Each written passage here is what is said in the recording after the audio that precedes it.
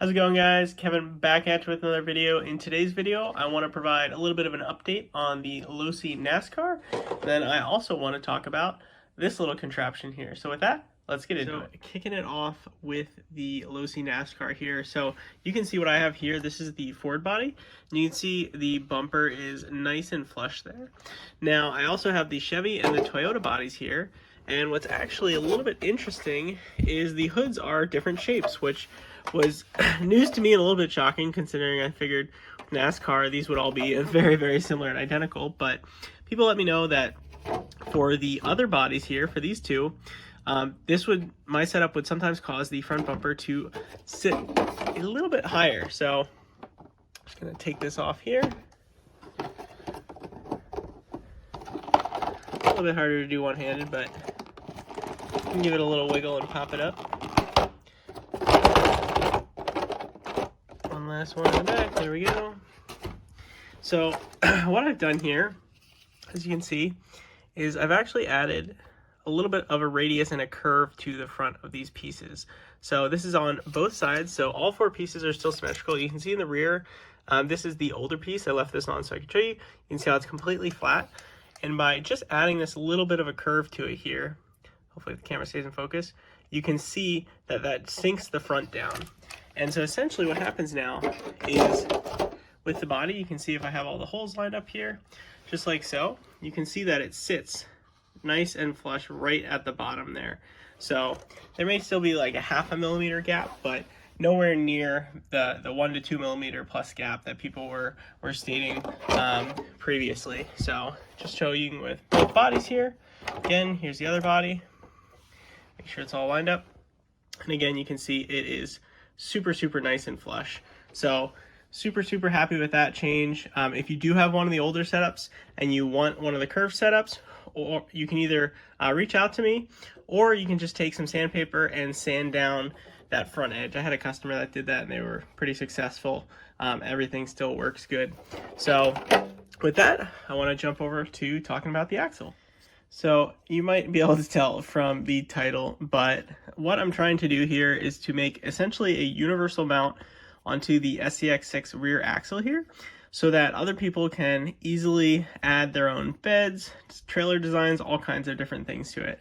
So this is a really simple setup, literally just a singular bolt here. This is the same bolt that you're gonna have with the rear axle that goes across that whole width. I may also make a plug just so you can plug this in. Excuse me with the light going off there. But I may make a plug so you can plug this, that way you don't get anything in here. But then it basically feeds on either side there. And then I'm going to jump over the computer and show you guys what the rest of this looks like. So per what I just mentioned, what I'm actually trying to do is make a trailer. So for me, I want to make a dual axle trailer. So you can see here, I have 3D scan here of the axle. Let me just hide this, make it a little bit more clear. You can see this is sort of it mounted on the axle, but essentially what this is going to provide is a platform for you to put just a flat sheet on top of. And then obviously you'll need a connection to the vehicle as well.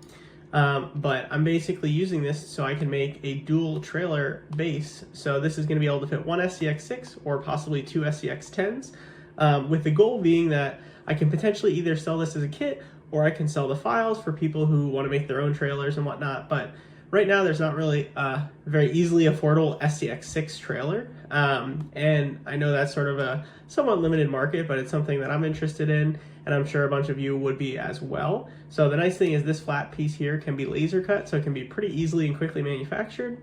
These are basically 3D printed wheel covers, so they're basically just meant to keep all the mud and dirt out, but you could potentially run this open, all kinds of different things. So obviously there'll be a second one over here, and then I still have to add the holes and the mounting. Haven't decided if I'm just going to thread into the plastic or if I'm going to actually provide a nut there, since all the weight's going to be pushing downward. There's not going to be too much when you're lifting up. So I'm thinking threading it into the plastic is potentially the easiest, and it probably will work just fine for this application. But the other nice thing about this, since all the things on the edges are going to be 3D printed, is I can make all kinds of different guards and walls on the sides, and then of course want to make some ramps as well. But with that, I really want to hear your guys' feedback, what you think, what you would like to see with this. The nice thing, since you basically can add as many axles as you want. You could make, in theory, make this as long or as short as you like. These are just using SCX6 axles. I'm going to be making a trailer hitch at the front here, of course, and then sides as well, and then the ramps as well will probably be laser cut, and I'll probably make mounts to either be able to slide them underneath or potentially put them on top. Depends what sort of preference I have here. But you know, this is just sort of a preliminary look.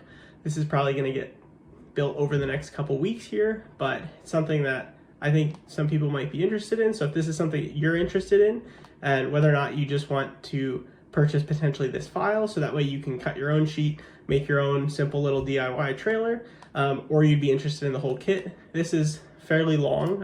I can potentially make single axle, dual axle versions of it as well. But for the purposes of selling it, this is almost about 2 feet long. So it's going to be a little bit difficult to ship, so I'd have to look into that, see what the cost would be associated with that. But it's something that I'm excited about because now I'll finally be able to bring 2 SCX6s out on the trail, or 1 SCX6 plus the 1/10 scales, or just have a trailer if something breaks down so you can throw it on the back and haul it out. So with that, please feel free to drop your comments down below. Let me know what you guys think of this project, what kind of things you'd like to see. And with that, thank you guys for watching. I will catch you guys next time.